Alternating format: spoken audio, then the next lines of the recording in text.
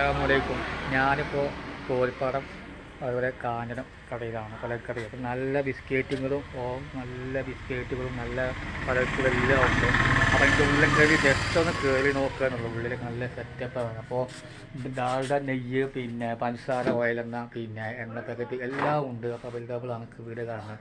അപ്പോൾ ഈ കട കാണൽ ലൊക്കേഷൻ മറക്കണ്ട. അപ്പോൾ കോഴിപ്പാടം കാന കഴിഞ്ഞ ഉടനെ കുട്ടികളുടെ കടയിൽ നേരിടാൻ അപ്പോൾ ലൊക്കേഷൻ. അപ്പോൾ നല്ല പലക്കറി, അരി, സാധനം, പൊടി എല്ലാം ഉണ്ട്. വെളിച്ചെണ്ണ, ഓയിലെണ്ണ, പഞ്ചസാര ഇതൊക്കെ ഉണ്ട്.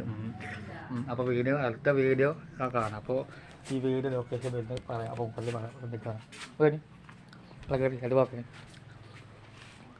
വേണ്ടൊക്കെയുള്ള പറഞ്ഞു. ഇവിടെ ബിസ്ക്കറ്റ് ഉണ്ട്, ജ്യൂസ് ഐറ്റങ്ങളുണ്ട്, പലർക്കും എല്ലാം ഉണ്ട്.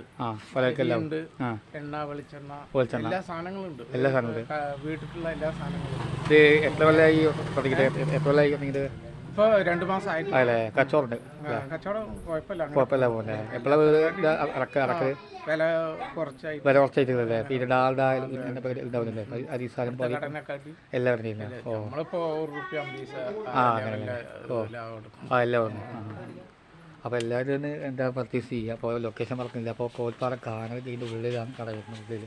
ഉള്ളിലേക്കാണ് വരുന്നത്. നമ്മളെല്ലാ വീഡിയോയിലും ഉൾപ്പെടുത്തുക. അടുത്ത വീഡിയോ കാണാം.